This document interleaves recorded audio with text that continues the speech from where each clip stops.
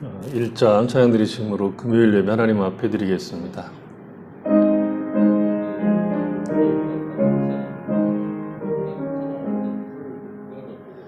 만복의 근원 하나님, 온 백성 찬송 드리고 저 천사여 찬송하세.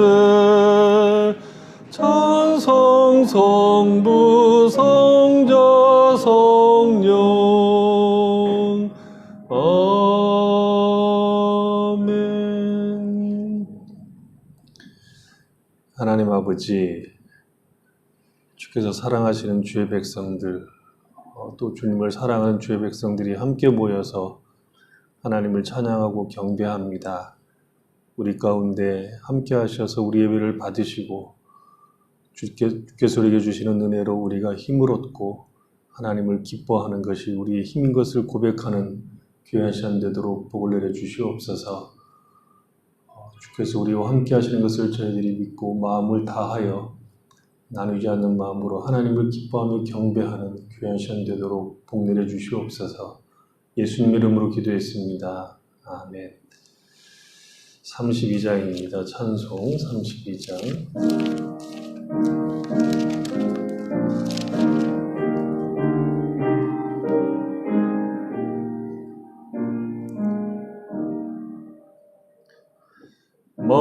만유의 주제 존귀하신 예수, 사람이 되신 하나님,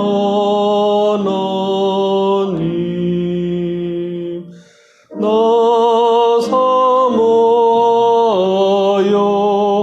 영원히 섬길 내 영광 되신 주로다.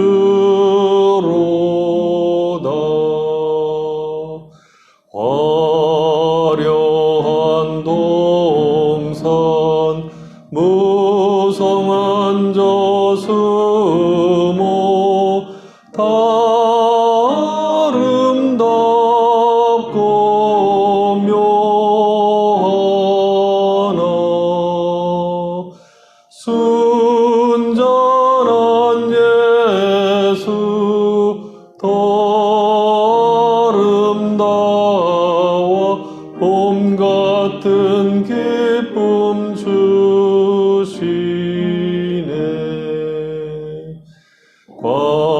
광명한 해와 명랑한 저 달빛, 수많은 별들 빛나나, 주 예수 빛은 더 찬란하여 참 비교할 수 없도다.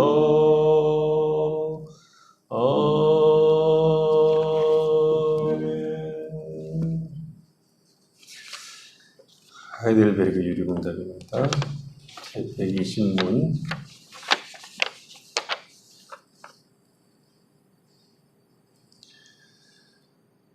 그리스도께서는 왜 하나님을 우리 아버지로 부르라고 명하셨습니까? 그리스도께서는 우리가 기도를 시작할 때부터 즉시 우리 안에 하나님에 대한 어린아이 같은 존경과 확신을 불러일으키고자 하셨는데, 이러한 존경과 확신은 우리 기도의 기초가 되기 때문입니다.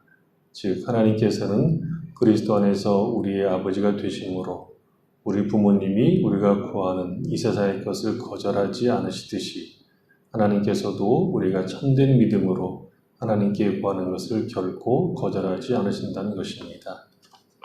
제121문, 여기에 왜 하늘에 계신 이라는 말씀을 더하셨습니까?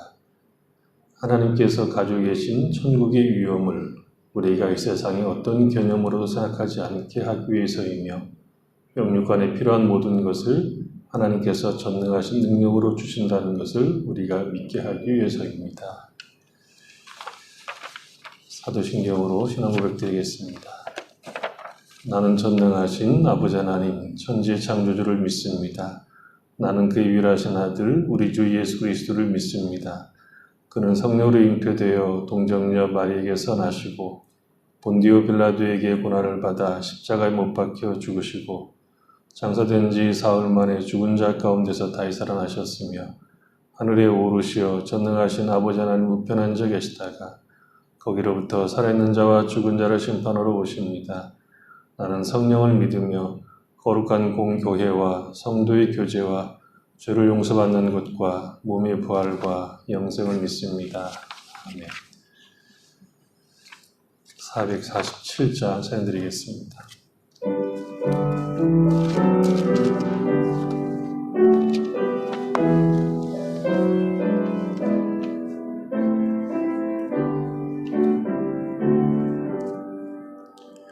이 세상 끝날까지 주 섬겨 살리니 내 친구 되신 주여 늘 함께 하소서.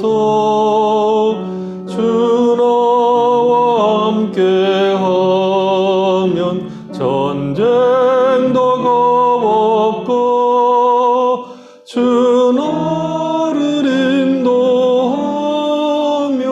늘 안심하리라.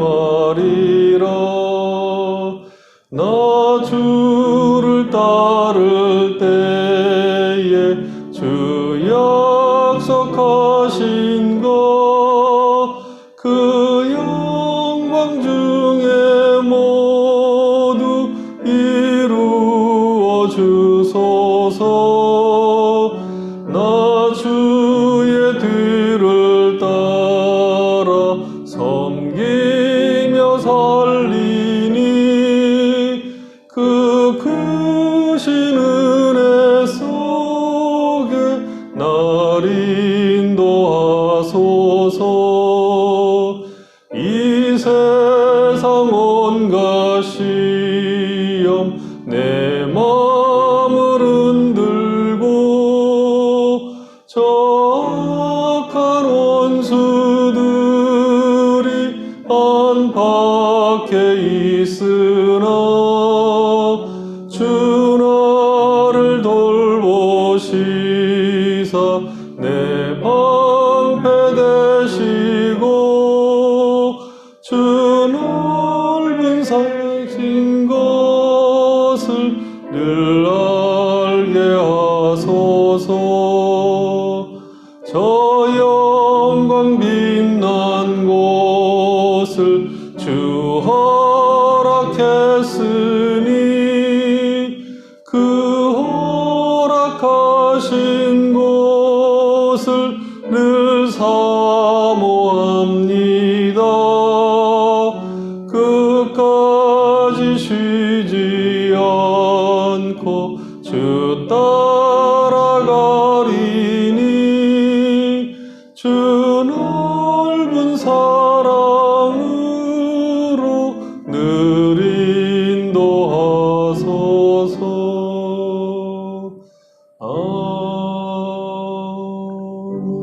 아멘. 윤희 장로님 기도하시겠습니다. 하나님 우리 아버지, 저희들에게 평안의 복을 주셔서 근심과 두려움을 물리치게 하옵소서. 승리하게 하옵소서. 저 높은 곳을 바라보며 힘든 세상을 이겨낼 수 있는 우리들 되도록 하옵소서. 우리 예배를 기쁘게 받아 주시옵소서. 주님 받으시기에 합당한 예배가 되게 지켜 주시옵소서. 오직 성령 안에서 하나가 되어 모두 성령 충만한 예배가 되게 하여 주시옵소서. 어떤 상황에 처해 있거나 오직 하나님이 우리의 하나님 되심과 우리와 함께 계셔서 감사합니다. 예배드리고 말씀 안에 거하기를 애쓰는 삶이 하나님을 영화롭게 하는 것을 알기에 그렇게 살길 구하는 모든 성도들에게 하나님 은혜와 복이 임하기를 기도합니다. 우리 가운데 주님의 은총을 부어주시는 하나님의 놀라운 은혜와 자비를 경험하게 하여 주시옵소서. 살아온 시간들을 돌이켜보니 나 자신이 왕이었고 주인 되었던 모든 죄를 회개합니다. 우리의 영성을 죄로부터 회복시키시고 돌이켜 주님께 돌아와 주님의 백성의 자리에 있게 하시니 감사합니다. 오랫동안 만나지 못하고 흩어져 온라인으로 예배하지만 성도 한 분 한 분 소홀하지 않게 하시고 늘 이 시간 기억하여 참여하게 하시니 감사합니다. 하루빨리 코로나가 종식되어 성도들 함께 대면으로 예배하기를 기도드립니다. 모든 것이 넘쳐나는 세상 속에서 궁핍과 고난과 슬픔, 아픔을 겪고 있는 성도들이 있습니다. 피할 수 없는 세상의 일들로 원망하고 되돌릴 수 없는 현실에 고뇌와 눈물로 주님께 호소도 해보지만 기도에 응답이 없다고 실망하거나 서운해할 일이 아니라 결코 버려두지 않으시는 우리 주님이시기에 보라 너희가 다 각각 제 곳으로 흩어지고 나를 혼자 둘 때가 오나니 벌써 왔도다.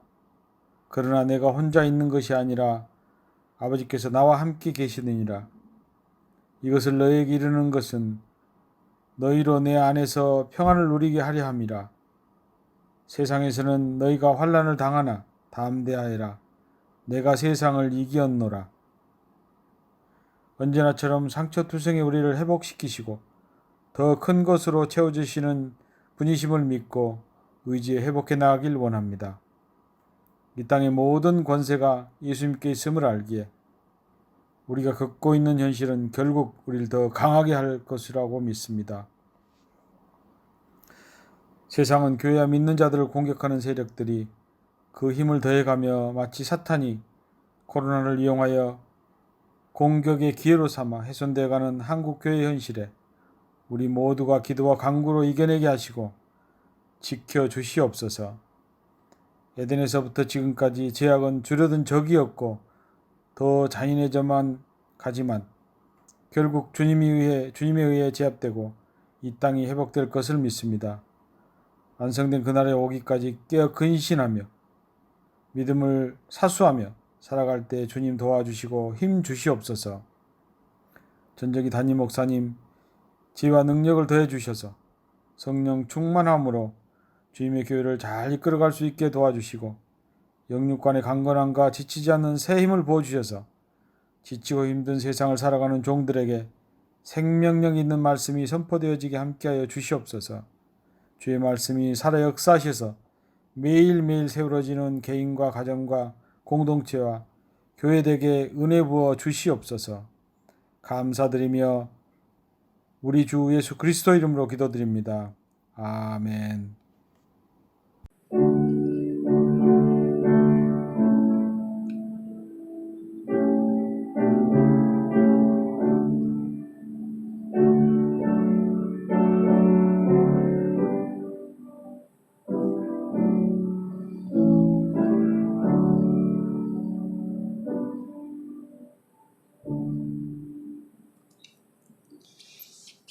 성경 말씀 야고보서 5장입니다. 5장 13절로 20절입니다.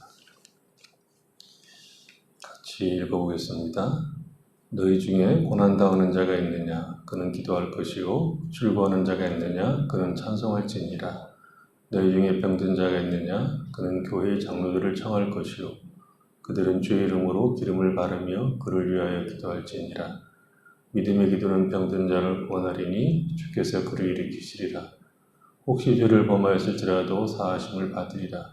그러므로 너희 죄를 서로 고백하며 병이 낫기를 위하여 서로 기도하라. 의인의 간구는 역사하는 힘이 큼이니라. 엘리야는 우리와 성령이 같은 사람이로되 그가 비가 오지 않기를 간절히 기도한즉 3년 6개월 동안 비가 오지 아니하고 다시 기도하니 하늘이 비를 주고 땅이 열매를 맺었느니라. 내 형제들아, 너희 중에 미혹되어 진리를 떠난 자가 자를 누가 돌아서게 하면 너희가 할 것은 죄인을 미혹된 길에서 돌아서게 하는 자가 그의 영혼을 사망에서 구원할 것이며 허다한 죄를 덮을 것입니다.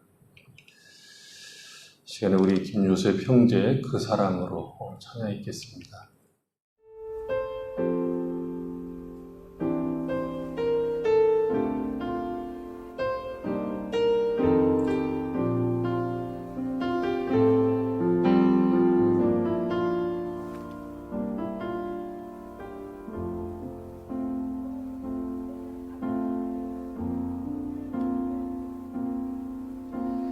아버지 사랑 내가 노래해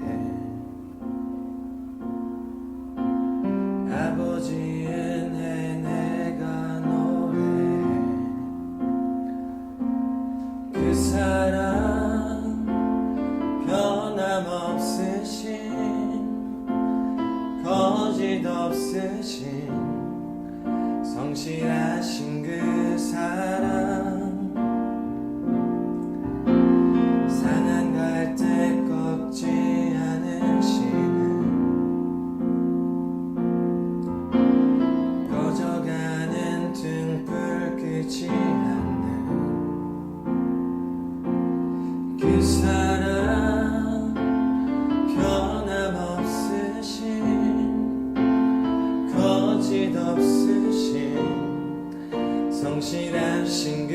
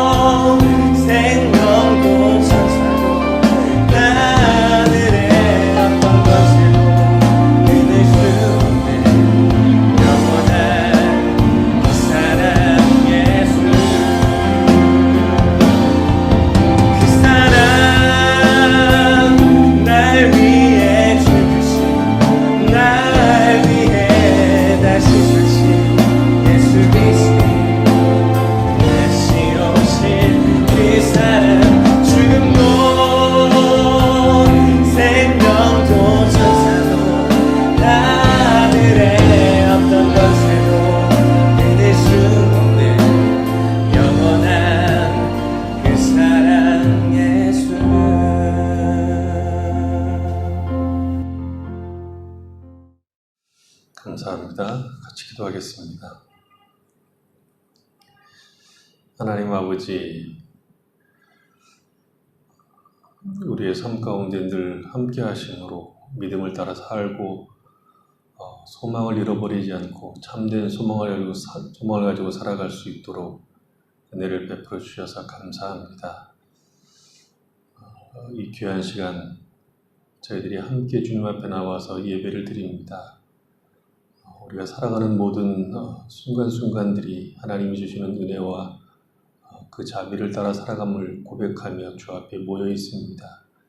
하나님 우리 아버지, 우리가 이렇게 모일지라도 예배를 늘 사모하게 하시고 하나님 앞에 나와서 예배드리는 것이 우리의 큰 기쁨이요 감사요 기쁨인 즐거움인 것을 고백하는 삶이 될 수 있도록 은혜를 베풀어 주시옵소서.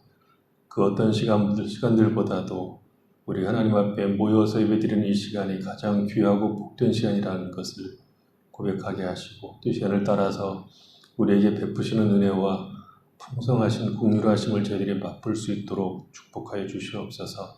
그래야 예배를 더욱 사모하게 하시고 우리를 말씀 가운데 인도하시는 하나님의 자비를 충분하게 누릴 수 있도록 은혜를 허락하여 주시옵소서. 이 귀한 시간 저희들이 하나님의 말씀을 듣습니다. 깨우쳐 알게 하시고 그 말씀을 통해서 우리 영혼이 새롭게 되는 귀하고 복된 시간 되도록 은혜 베풀어 주시옵소서. 예수님 이름으로 기도했습니다. 아멘. 오늘은 병낫기를 위해서 기도하는 문제를 정리하고 마지막 야고보서의 주제인 진리를 떠난 자를 돌아보는 문제를 살펴보고 이 서신을 마무리하려고 합니다.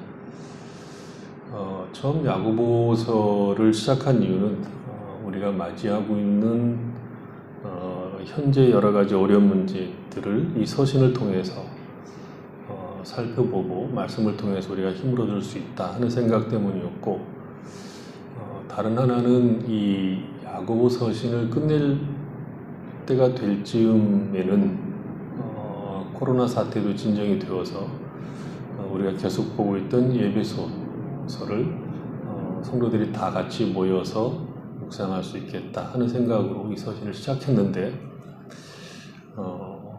두 번째 목적은 잘 이루어지지 않는 것처럼 보입니다. 어쨌든 야고보서는 오늘로 마무리를 하고 다음 주부터는 우리가 야고보서를 보기 전에 계속 보았던 예배소서 강해 4장 17절이죠. 17절부터 다시 시작하려고 합니다. 야고보는 그 주님의 자녀들이 그러니까 잘 나갈 때 그러니까 별일이 없고 하나님께서 주시는 은혜가 풍성할 때에는 그것을 가지고 하나님 앞에 나가서 하나님을 찬양하기를 원하신다라고 얘기하죠. 하나님께서 많은 것을 주실 때, 그래서 잘 나갈 때 그것이 하나님께서 주신 것이라는 것을 알고 세상의 정신을 팔지 않고 마음과 몸을 하나님 앞에 드리고 하나님을 찬양하는 것, 그것을 원하신다라고 얘기하죠. 우리가 가진 모든 것들은 하나님이 주신 것입니다. 그래서 주님이 주신 것을 가지고 주님을 찬송하는 자녀들이 되기를 원하시죠. 혹 우리가 어려울 때, 어려운 일을 당할 때도 주님은 우리가 주님을 찾기를 원하십니다. 병에 걸렸다면 고난을 당하거나 혹은 고난 가운데 가장 어려운 병을 얻게 되었다고 하면 그것을 위해서 기도할 것을 이야기를 하죠. 그래서 고난을 당한 자는 기도해야 되고 병에 걸렸다고 하면 개인도 기도해야 되지만 야고보는 그 병을 개인의 문제로 보지 않고 교회 공동체가 함께 기도해야 될 문제다. 그래서 장로들을 청해서 기도해야 된다. 그렇게 얘기를 하고 있죠. 근데 우리는 병낫기를 위해서 기도하는 것, 개인적으로도 잘 못하고 장로들을 청해서 기도하는 것도 잘 못합니다. 왜 그럴까 하는데 거기에는 몇 가지 이유가 있다고 볼 수 있습니다. 첫째로 치유를 위한 기도는 비과학적인 것 같고 또 순진한 것처럼 생각 들기 때문이죠. 그래서 우리는 치유를 위해서 기도하기보다는 우리는 쉽게 약을 먼저 찾는 그런 경향들이 있습니다. 감염이 되면 항생제를 찾고 암에 걸리면 화학요법을 찾죠. 지금 우리가 이 사태를 맞이해서 고생하고 있는 것은 마땅한 항생제가 없기 때문이죠. 우리가 비록 예수를 믿기는 하지만 병의 원인이 언제나 하나, 곧 바이러스나 기타 손상된 유전자에 의해서만 생긴다고 믿는 것이죠.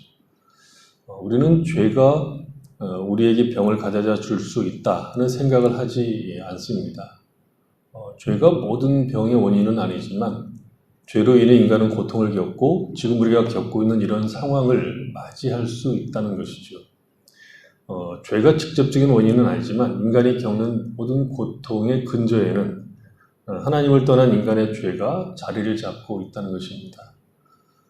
약을 찾고 의사를 찾는 것은 정당한 것입니다. 하나님은 약과 의사를 통해서 우리를 치료하십니다. 그러나 우리가 먼저 기도할, 예수를 믿는 우리가 먼저 기도할 생각을 하지 않는다는 것은 문제라는 것이죠. 우리는 이미 기도가 필요 없을 만큼의 약과 의료진의 실력들을 믿고 있는지도 모릅니다. 의사가 다 고쳐줄 수 있다는 것, 즉 과학에만 의존할 때, 그 과학에만 의존하는 것이 합리적인 것이라고 생각할 때 우리는 기도하는 것이 상당히 어려울 겁니다. 둘째로 교만이 우리로 하여금 기도하지 못하게 합니다. 우리는 도움을 청해야 할 때 당혹스러움을 느낄 수 있습니다. 도움을 청해야 할 때 여러 가지 생각이 우리를 지배할 수 있다는 것이죠.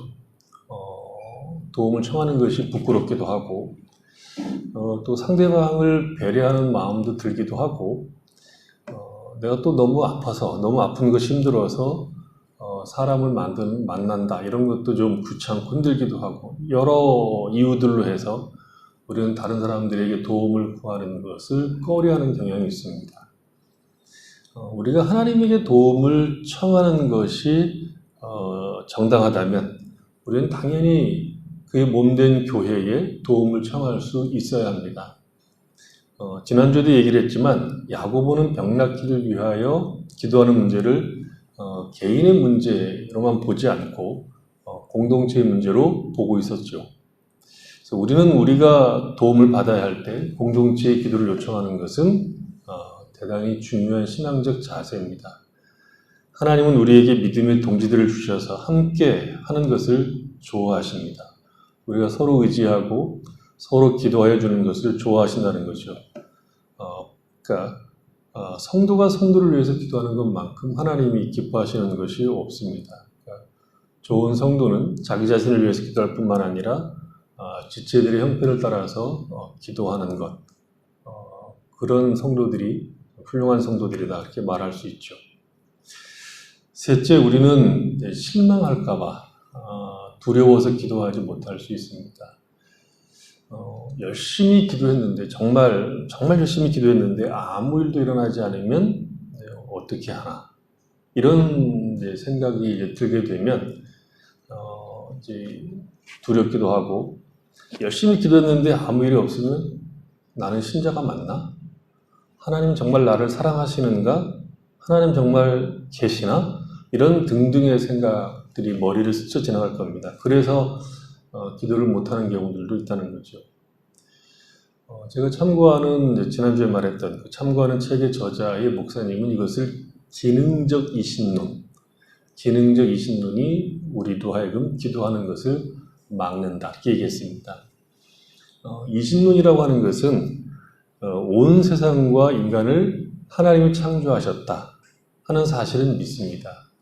그러니까 창조주 하나님에 대해서는 믿어요. 그러니까 이 세상의 모든 만물을 만드신 분이 계신다 하는 것은 믿습니다. 그러나 하나님께서 세상을 섭리하신다는 것을 인정하지 않는 것, 그것이 이신론입니다. 그러니까 하나님은 세상을 창조하실 때 태엽이 있는 시계처럼 만드셔서 만들어진 시계가 외부에서 힘을 가하지 않아도 자동적으로 가는 것과 같이 창조와 동시에 자연 법칙에 의해서 세상이 굴러가도록 하시고 하나님은 더 이상 자신이 창조한 세상에 대해서 돌아보지 않는 것, 간섭하지 않는 것을 이제 이신론이라고 얘기하죠. 창조는 인정하지만 하나님은 그 이상 아무것도 하지 않는다 하는 것이죠. 예수를 믿는 사람들은 그렇게까지 이신론을 받아들이는 것은 아니죠. 그러나 우리가 기능적으로 이신론을 받아들일 수 있다는 거죠. 하나님의 전지전능하심을 고백합니다. 하나님이 우리 마음을 바꿔주실 것이라고 기대도 합니다. 그러나 하나님이 우리의 육체를 치료해 주시기 위해서 우리의 인생을 간섭하여 주실 것이다 까지는 생각을 못할 수 있다는 것이죠. 하나님의 모든 것은 믿지만 병을 치유하실 것은 기대하지 않기 때문에 우리는 기도하는 것이 어렵게 느껴질 수 있습니다. 하나님이 창조하시고 섭리하신다는 것은 온 세상뿐만 아니라 우리 각자의 인생과 삶을 하나님께서 주관하고 계시다는 것을 말하는 겁니다. 그럼에도 불구하고 우리는 기능적 이신론에 빠져서 여기까지는 하나님이 하시겠지만 여기는 이것은 조금 그렇다 하는 생각을 하는 것들이 있죠. 심지어 다른 사람이 치유받는 것을 본 후에도 우리는 그것을 우리 자신에게 적용하는 것이 쉽지 않습니다. 제가 이제 참고하는 책의 목사님, 지난주에 한 가지 예화를 들었고, 이제 두 번째, 이제 자기 이야기인데, 이 목사님이 장로들과 함께 자기 친구를 위해서 기도함으로 치유가 됐다는 얘기를 했죠. 근데 그 목사님의 친구가 치유를 받았을 때, 이 목사님의 어린 딸은 태어나고 난 그러니까 생후 10개월 동안 온몸에 지독한 발진으로 고생을 이제 하고 있었습니다. 날씨가 더운 때에도 아이의 피부를 항상 뭘로 덮어 놓아야 했습니다.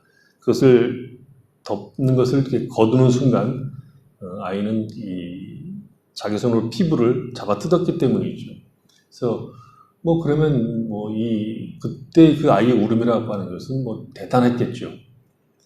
아무리 재빠르게 아이의 기저귀를 갈거나 아이를 씻겨도 이 딸은 자기의 피부를 맹렬하게 잡아 뜯어서 아이의 손톱으로 피부에 수많은 상처가 나고 찢겨져 나갔다는 거죠. 이런 상황이지만 장로들을 불러서 아이의 피부를 위해서 기도해 달라고 부탁하는 것이 어려웠다고 합니다. 뭐가 있었음에도 불구하고 자기 친구를 위해서 기도한 것이 있었음에도 불구하고 그렇다는 거죠.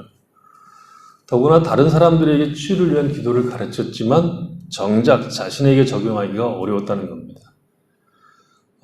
그래서 장로들을 청할 수는 못했지만 부부는 기도했을 거 아니에요. 그 뒤 두 부부는 열심을 다해서 기도했지만 아무 일도 일어나지 않았다는 거죠.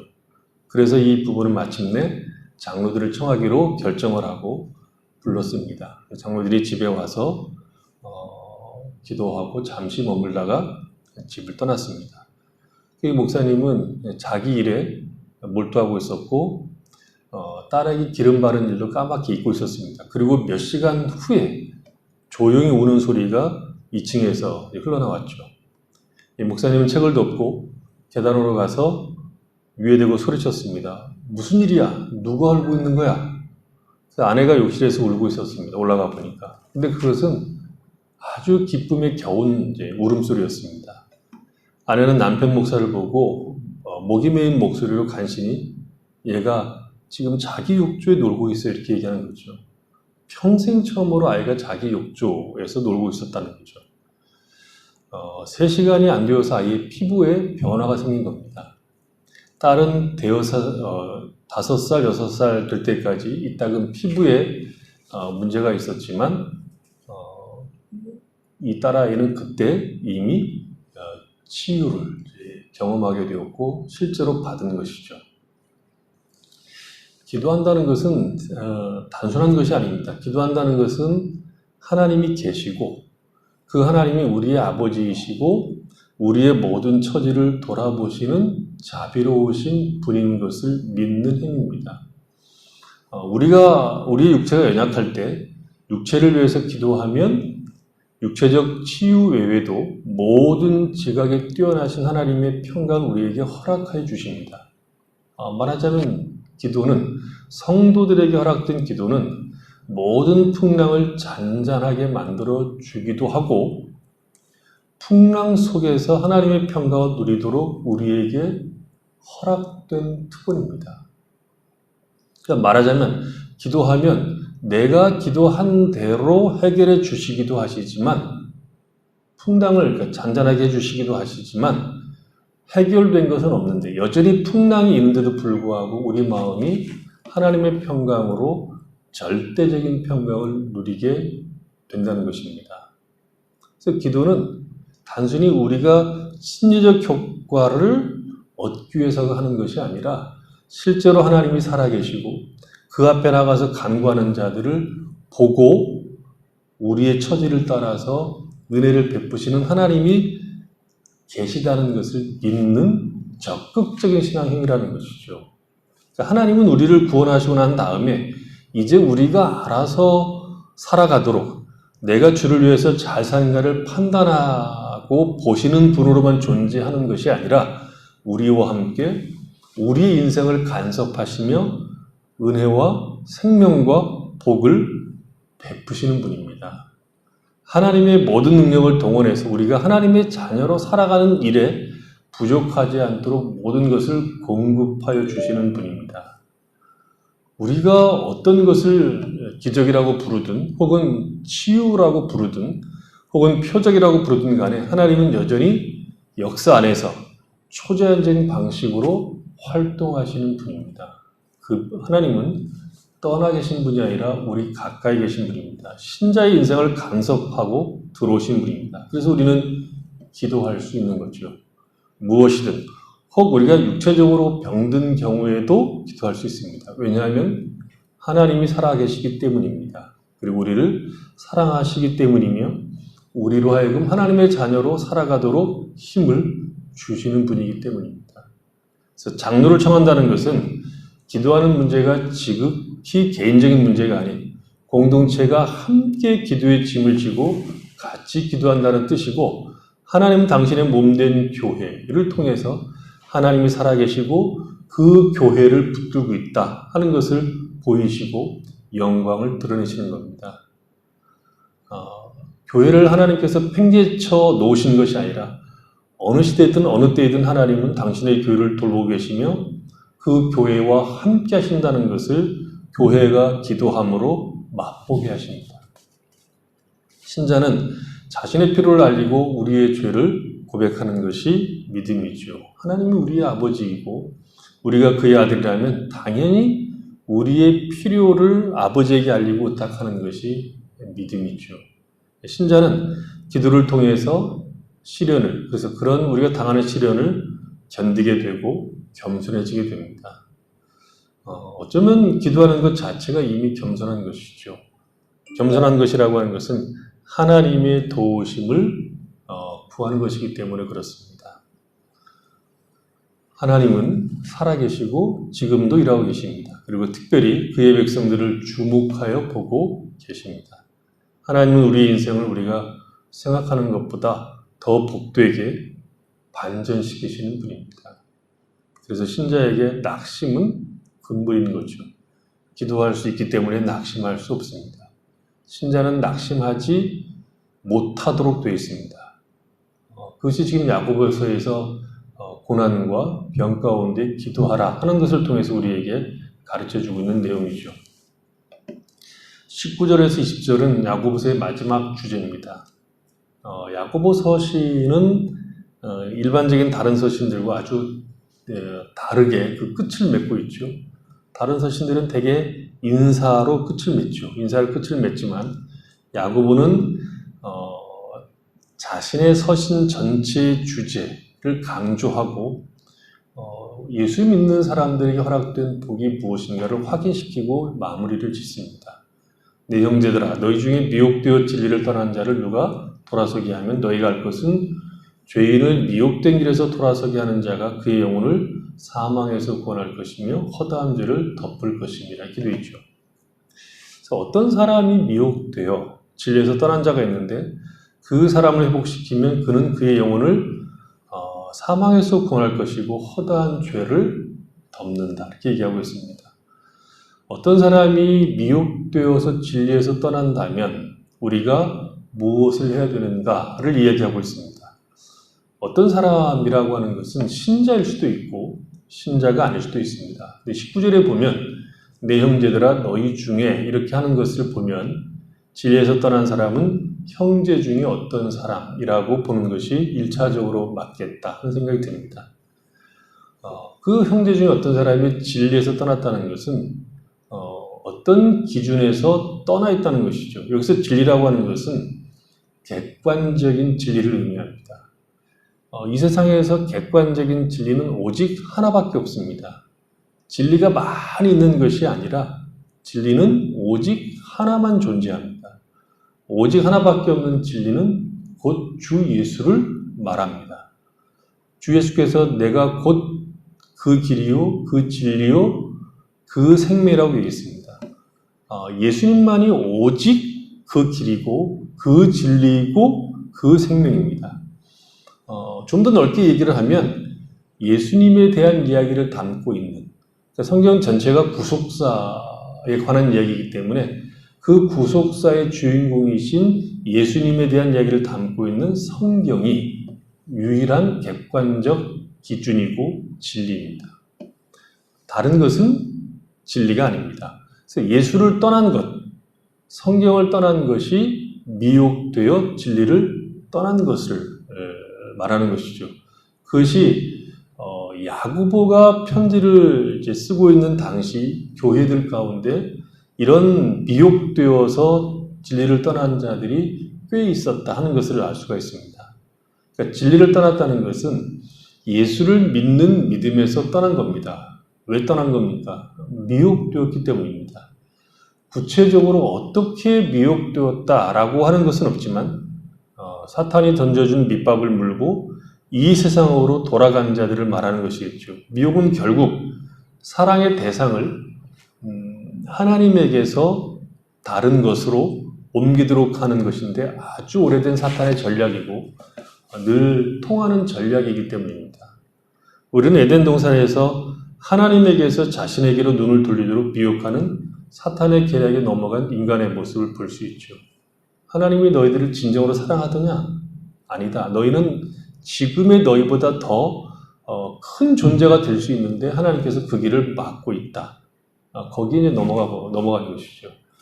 이후에 수많은 인생들이 동일한 사탄의 미혹에 넘어가서 진리를 떠나서 하나님의 사랑을 버리고 하나님을 사랑하는 것에서 벗어나서 하나님 아닌 다른 것을 사랑하며 살아가도록 이제 진리를 저버렸다는 거죠. 또 미혹됐다는 것은 은혜로부터 완전히 떨어진 것이 아니라고도 볼 수 있습니다.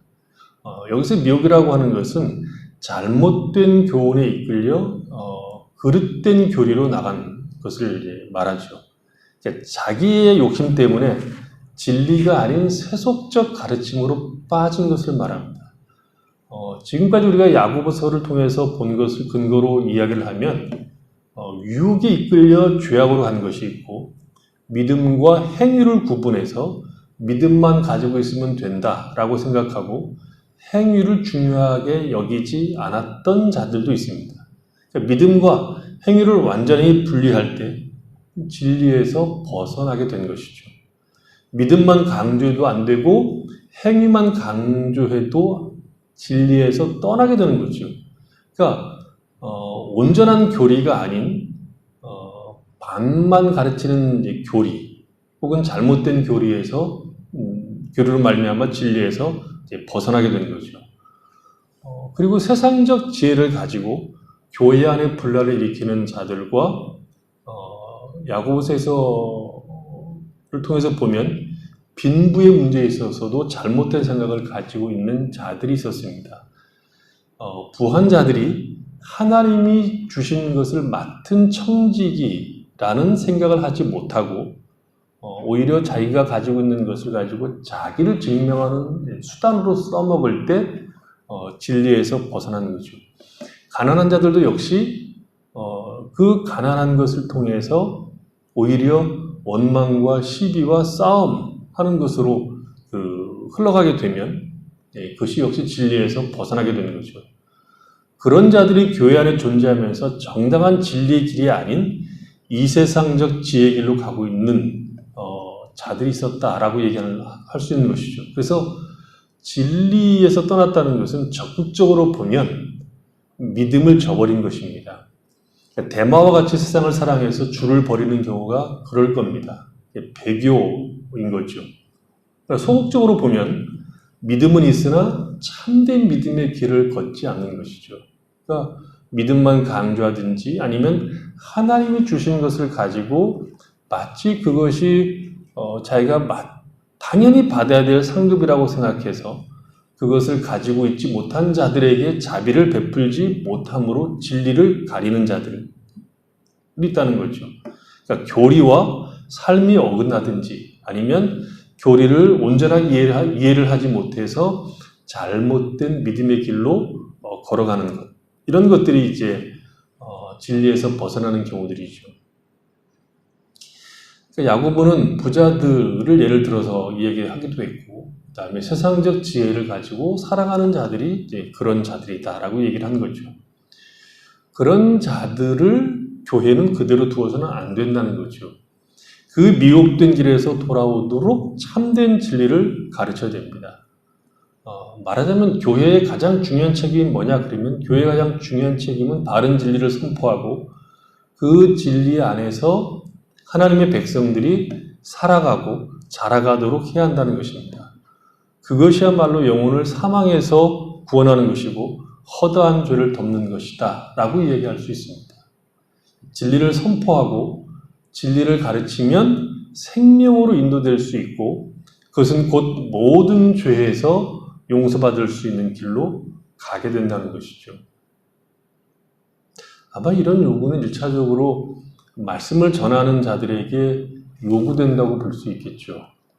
하나님의 말씀을 가르치는 자들에게 1차적으로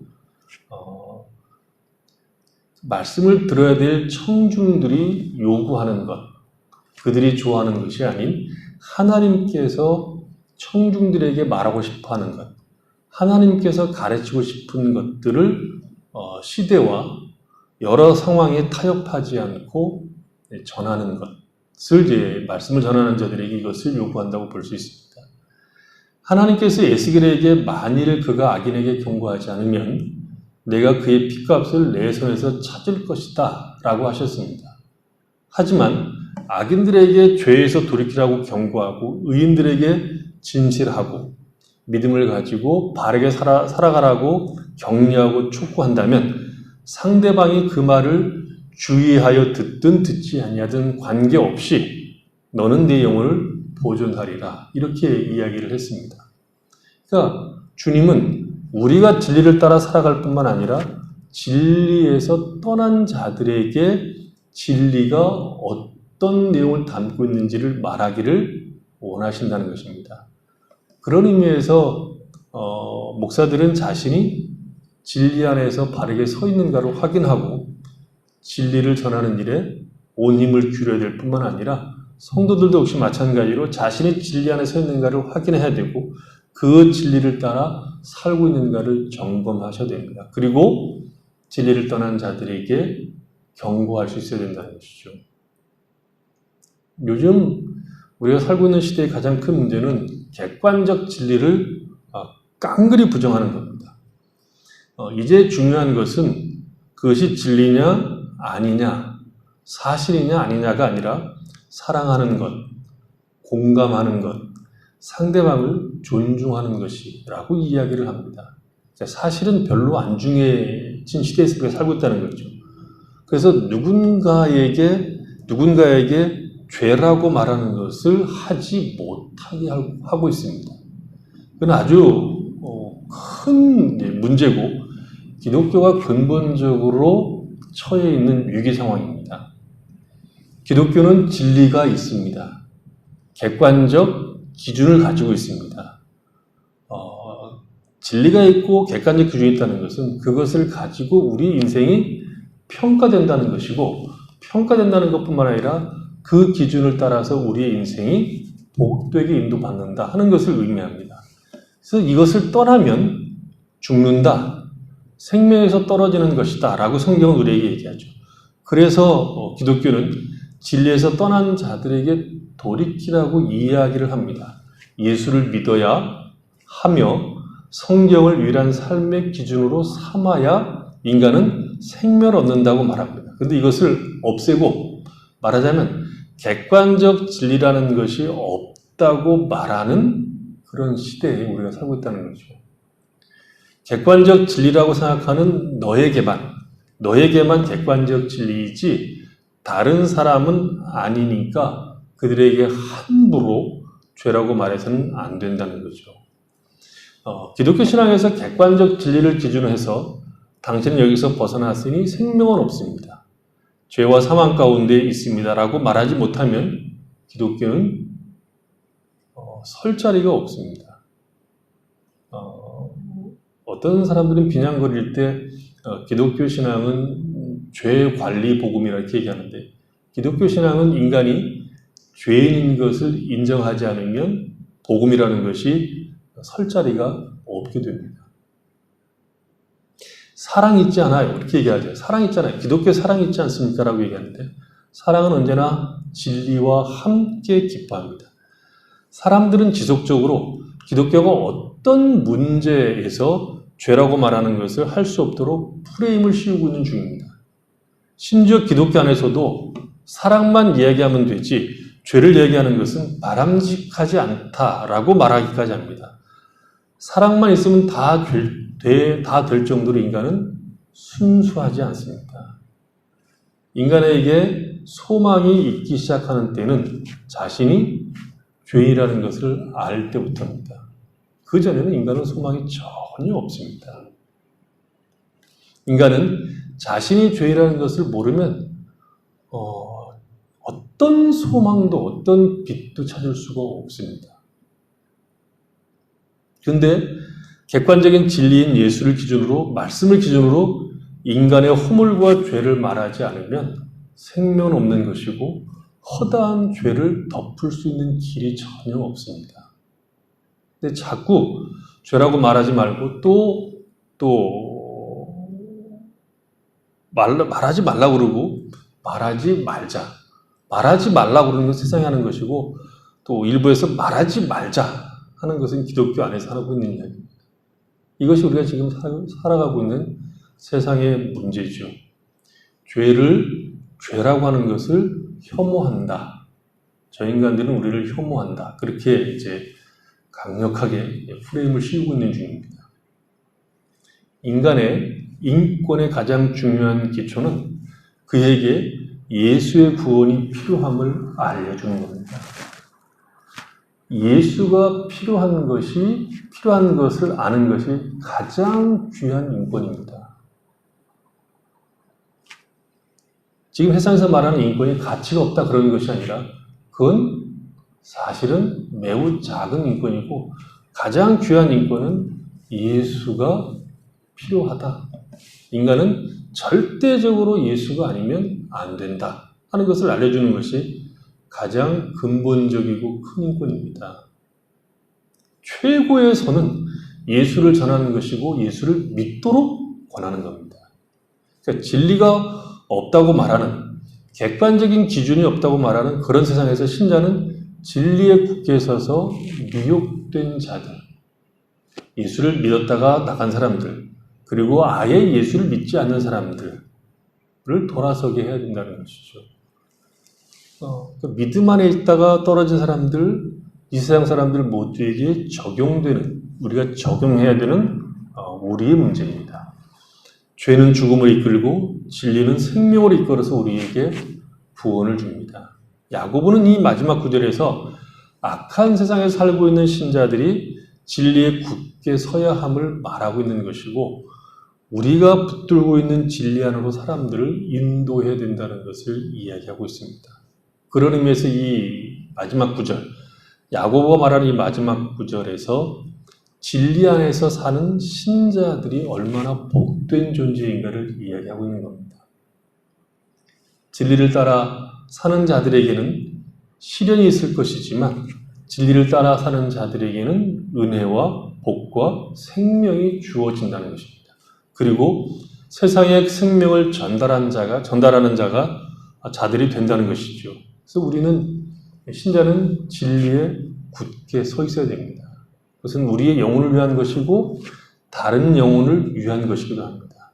그래서 야고보의 결론은 매우 실제적이고 공격적입니다.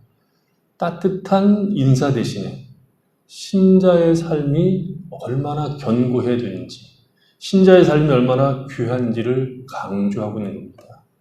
지금 우리가 그런 시대에 살고 있는 것이 아닙니까? 기독교는 이제 세상의 조롱거리가 되어 있고 마음대로 해도 되는 것처럼 무시당하는 시대에 살고 있습니다. 들리는 이야기들을 이제 가만히 보면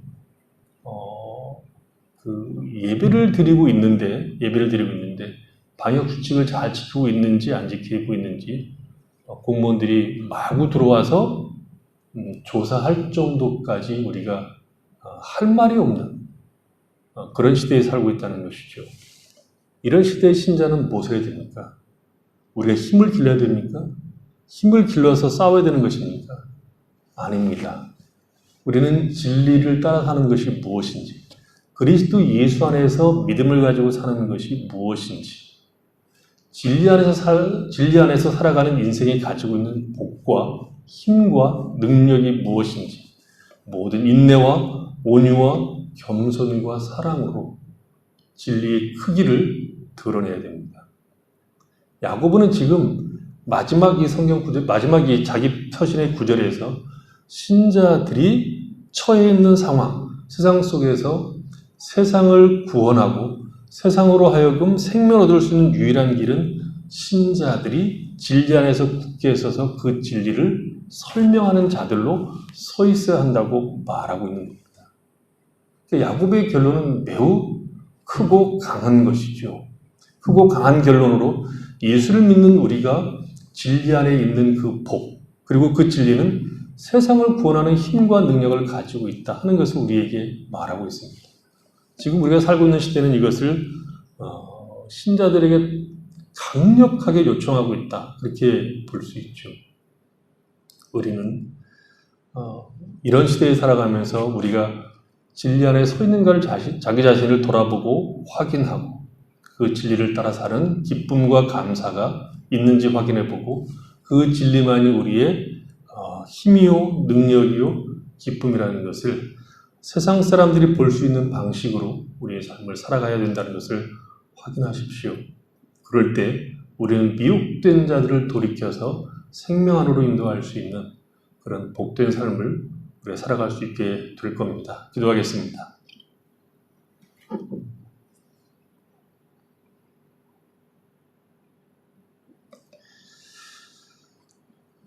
하나님 우리 아버지,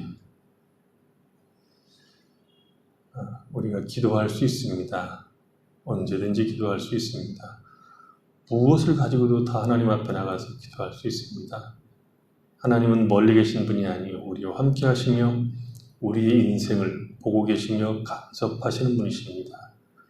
우리가 어떤 일을 당할지라도 하나님 앞에 간구할 수 있음을 알고, 그리고 그 하나님은 우리의 인생을 우리가 기대하는 것보다 더 크게 반전시키시는 분인 것을 알고, 무슨 일을 만나든 낙심하지 않고 병을 맞아도 낙심하지 않고 기도함으로 하나님의 크신 은혜 가운데 힘을 얻어 살아갈 수 있도록 복을 내려 주시옵소서. 또한 우리가 진리 안에서 살아갈 수 있도록 날마다 힘을 더하시길 원합니다. 우리가 진리 안에서 살아갈 때, 진리 안에서 견고하게 설 때 우리 영혼이 견고해질 뿐만 아니라 미혹당한 영혼들을 생명으로 부를 수 있다는 것을 깨닫고, 이 어두운 시대에, 참으로 이 약한 세대에 우리가 더 힘을 내어서 진리 안에서 진리를 따라 살아가는 자들이 되도록 복을 내려 주시옵소서. 예수님의 이름으로 기도했습니다.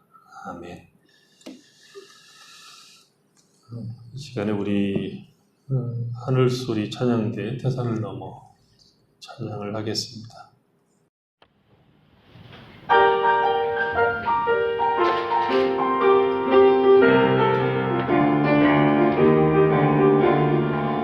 산을 넘어 한국에 가도 이 가운데로 걸어가면 주께서 항상 지켜주신다. 약속한 말씀 그 말씀 변치 않네.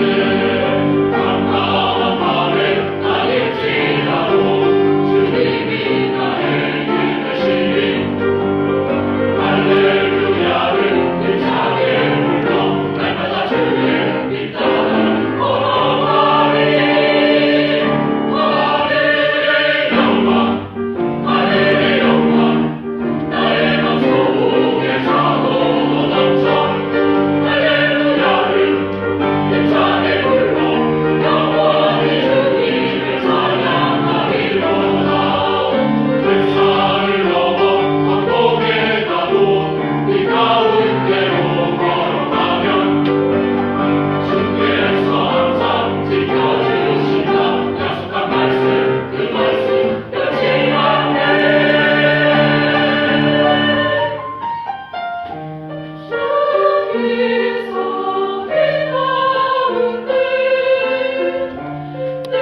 늘 계신 것 같이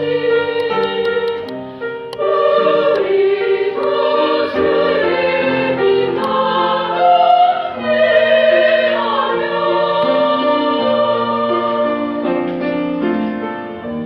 완벽한 주님의 빛 마음에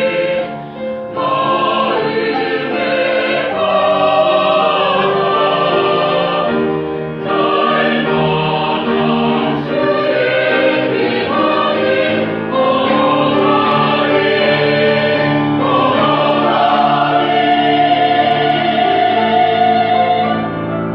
뱃산을 넘어 한복에 가도 이 가운데로 걸어가면 주께서 항상 지켜주신다. 약속한 말씀 그 말씀 변치 않네. 뱃산을 넘어 한복에 가도 이 가운데로 걸어가면 주께서 항상 지켜주신다. 하늘의 영광 하늘의 영광 나의 맘 속에 차고 넘쳐 할렐루야를 힘차게 불러 영원히 주님을 찬양할지어다. 하늘의 영광 하늘의 영광 나의 맘 속에 차고 넘쳐 할렐루야를 힘차게 불러 영원히 주님을 찬양하리로다.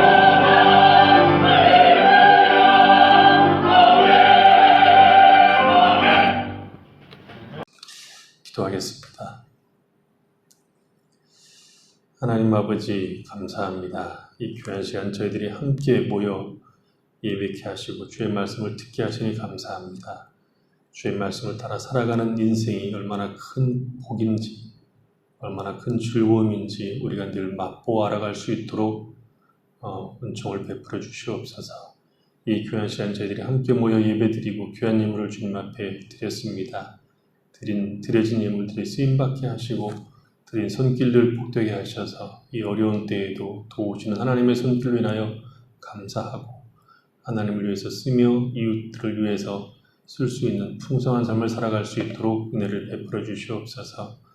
기도하는 성도들, 그 연약함으로 하나님의 도우심을 구하는 성도들, 오직 하나님의 손길만 바라보는 자들 은혜를 베풀어 주셔서 하나님이 나의 도움이시오 하나님은 나의 방패이신 것을 노래할 수 있는 성도들이 되도록 은혜를 베풀어 주시옵소서. 몸이 아픈 성도들을 주께서 긍휼히 여기시고 힘을 더하여 주시옵소서. 흩어져 있는 자녀들을 주께서 보호하셔서 어느 곳에 있든 늘 함께 하셔서 마음과 몸이 강건하게 하나님을 잘 섬기며 살아갈 수 있도록 축복해 주시옵소서. 예수님 이름으로 기도했습니다. 아멘.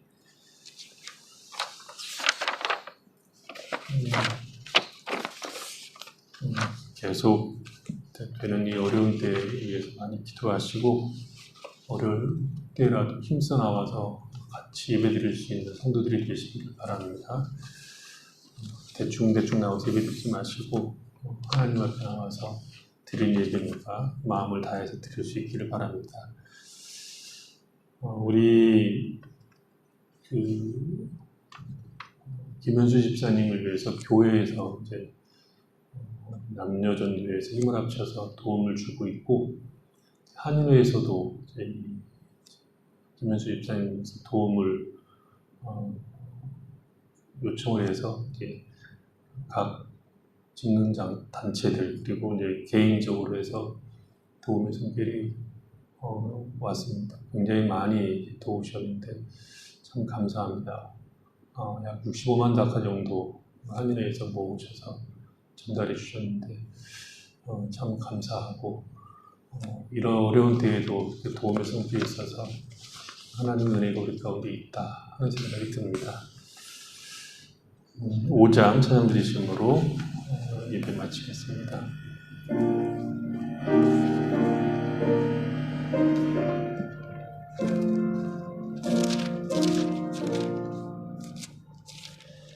이 천지가 만물들아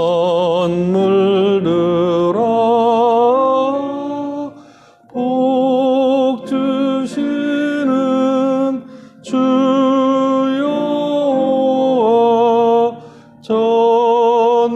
전능성부 성자 성령 찬송하고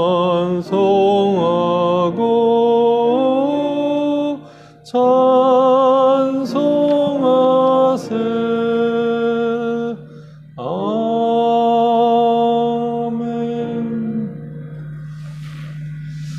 주 예수 그리스도의 은혜와 하나님 아버지의 사랑하심과 성령의 교통하심이 우리가 하나님 앞에 나가서 언제든지 기도할 수 있고 또 진리를 따라 살아감으로 우리 영혼이 강건해지고 생명을 살릴 수 있는 그 복됨을 누리며 살아감으로 하나님의 크신 뜻을 이루며 살아가기를 원하는 죄 사랑하는 모든 백성들과 그 가정과 삶의 터전 위에와 출타 있는 성도들과 홀로 떨어져 있는 사랑하는 자들 머리 위에와 이 땅에서 고뇌 기다리고 있는 수많은 영혼들과 저들을 위해서 수고하는 주님의 모든 귀한 종들 위해 지금부터 영원토록 함께 계실지어다.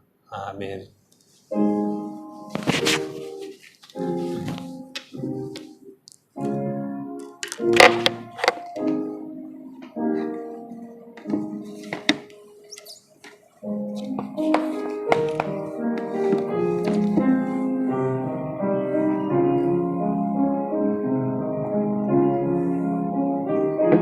녹화가 안 됐어?